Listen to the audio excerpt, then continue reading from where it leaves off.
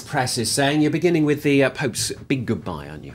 Hello to you, Stuart. This Thursday I'm going to begin with that farewell and go straight to the International Herald Tribune there, which is got on its front page Pope Benedict XVI with his head turned to us, saying goodbye, that departure.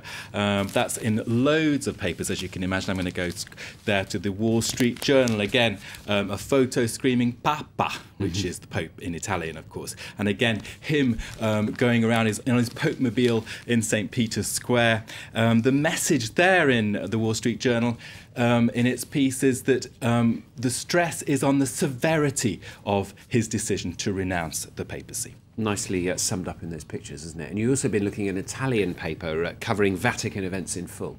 Well, for anyone who wants the insider knowledge of what's going to be happening in the Vatican in the next few weeks with the conclave, you've got to go to La Stampa, which has a kind of blog, a section called the Vatican Insider, which has a version in English. So if you're really, really keen, that's the place to go to get all the background articles. One of them this Thursday is Mum's the Word. Cardinals let on very little. Now, the Pope will be letting go at 8 o'clock Vatican time this Thursday. But so far, not all the cardinal electors, Stuart, are in Rome, which is kind of slightly shocks the Vatican Insider.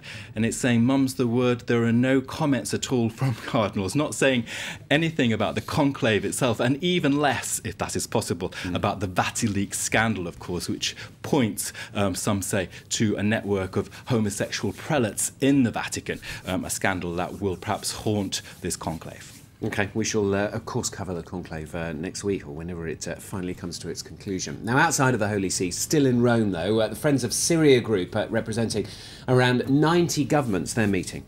Well, the Abu Dhabi paper, The National, saying, yet again, we're seeing the Friends of Syria group meet, lots of hand-wringing and not much effect. What's needed, it says, is that the real Friends of Syria should step up and give more aid now. And what basically it's arguing is that the main concern is that when the Assads go, the stronger fighters, the well-armed factions, will emerge as the most powerful. And what's needed is targeted aid that will go to local leaders and to moderate groups so that, in fact, Syrians can have a new leadership that is not made up of ideologues, sectarian forces, stooges or thugs. OK, sticking with Rome, it's all about Rome today. We've got some new MPs, including some total newcomers to politics. Well, this is in The Independent, and it's talking about Beppe Grillo's new team. They're going to be senators and MPs, the Grillini. Here come the amateurs. They consist of graphic artists, accountants, electricians. And I was reading that piece, and I learned that certain MPs in Rome earn €18,000 a month. Wow. And so, of course, Grillo came into the fore of Italian politics, condemning the gravy train, didn't he? He wants to put to align pay with average salaries for politicians, MPs and senators. So very entertaining, of course, Italian politics. It's probably one of the most interesting things going, isn't it, really? Yeah, with Beppe Grillo there as well. It's always entertaining, isn't it? Now, we've heard so much about the horse meat scandal, of course, and Nick has pulled out another food scare story for us, haven't you? And you spotted my Italy theme. Yeah, exactly. I thought I'd just go on. It's a big week for Italy. And this piece caught my eye in The Guardian. It's entitled Pulp Fiction. And there you can see the Italian puree that hails from China.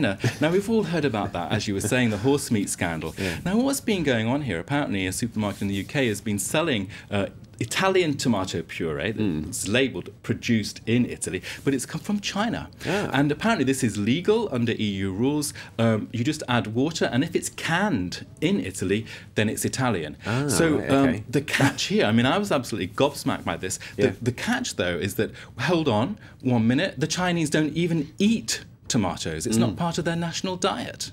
So what turns out is that the Chinese today are producing massive quantities of industrial tomatoes, if you like, for industrial shipping them over, and only California produces as many tomatoes as the Chinese. So it's an incredible story, isn't it? A food scare story, which was not the last one, I'm certain. The next one will be they found some courgette in it as well.